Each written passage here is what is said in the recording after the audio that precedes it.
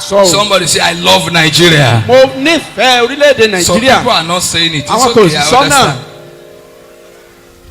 And we have to take a decision in about less than 2 months' time. A nílò láti ṣe ìpinnu kan ní ó dín díẹ̀ ní oṣù méjì sísìn. I have discovered that it's the society that reproduces the leaders. Mo tún wá rí wípé àárín ara wa náà láti mú adarí jáde. When we shout about the leaders, we are the one that produce them.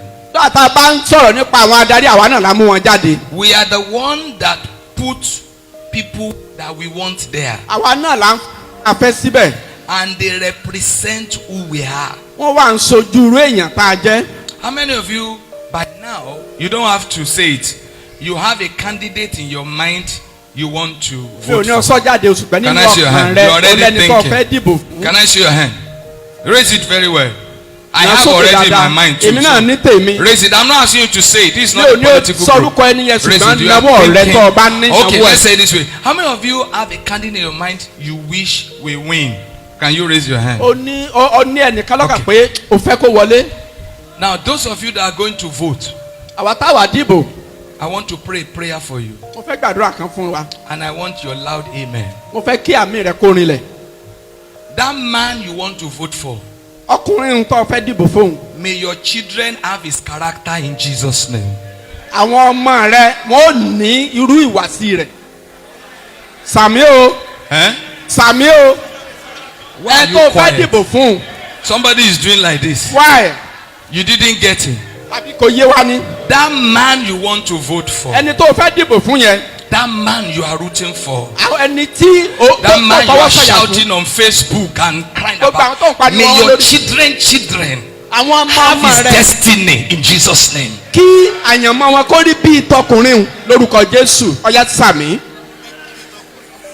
May they act like him, behave like him.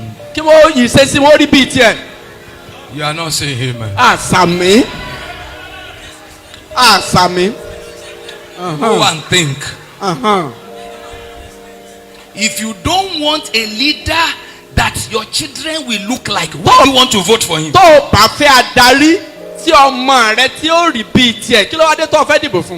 If you know you don't want a leader that will be the picture of your own children, why do you want to go and cast your vote for such a person? I want to pray again.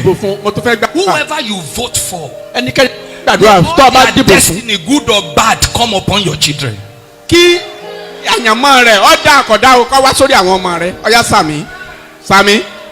It is well.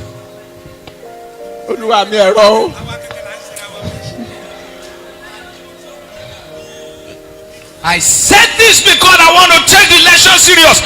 Don't put your vote on anybody. Your heart cannot tell you. This is a picture of our future.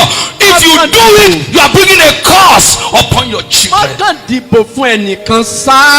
Torí tó o bá ṣe lé ègún lòun fi sórí àwọn ọmọ rẹ.